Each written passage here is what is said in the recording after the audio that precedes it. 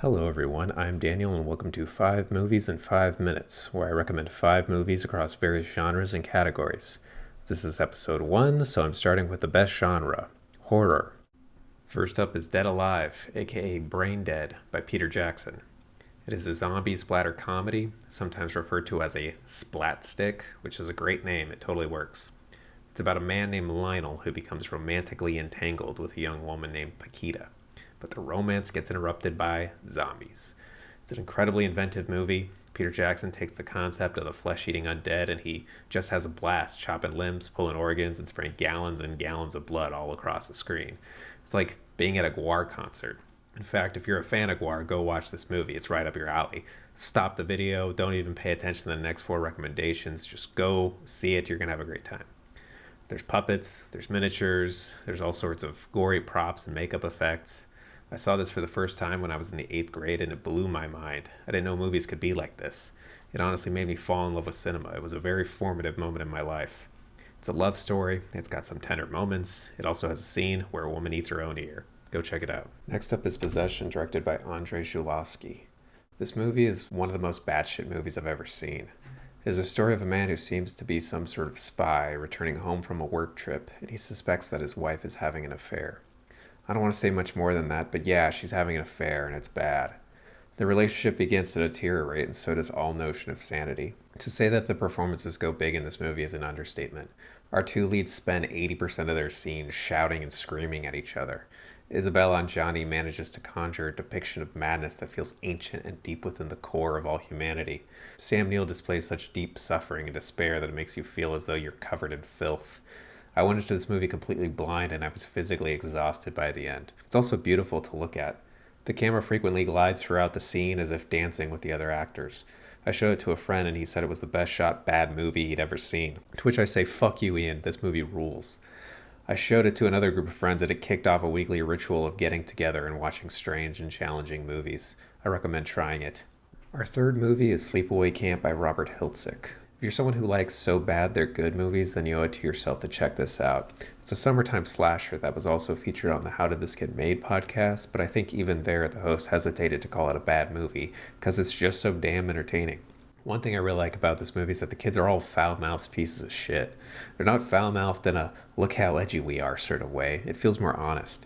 It also weirdly features a small performance from Robert Earl Jones, James Earl Jones' dad, and it's just hilarious that this is the movie that I associate him with now. He has a scene early on where a guy says some outrageous sexual shit about a preteen girl, and Robert Earl Jones just kind of laughs it off, and now that's what I associate him with.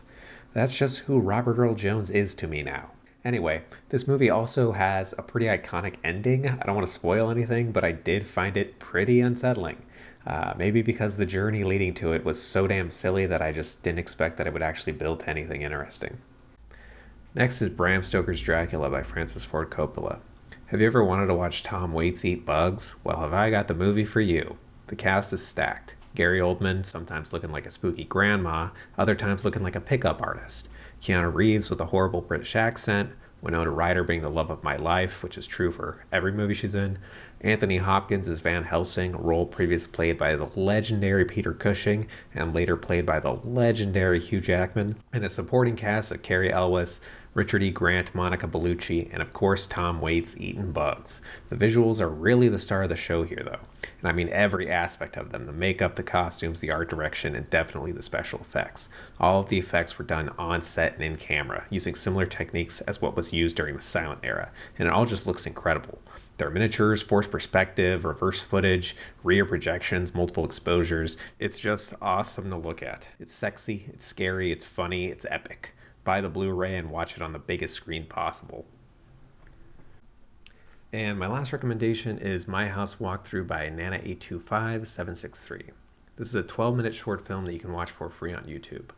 At the time of this video, My House Walkthrough has 4 million views. It came out in October 2016, but I didn't see it until 2023, so I'm pretty late to the party on this one.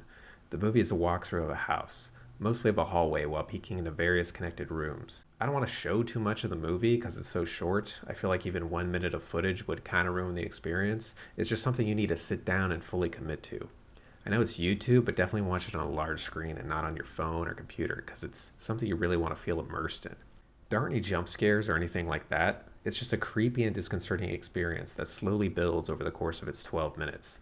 It's a really remarkable achievement because the whole thing hinges on this one person finding a creepy ass place that they could not only shoot a movie in, but really redecorate and kind of ruin. Visually, it has this strange quality where I couldn't tell if what I was looking at was real or if it was something that was rendered in the Unreal Engine or something like that. But it's real. There's also a making of video on the channel that I highly recommend checking out after.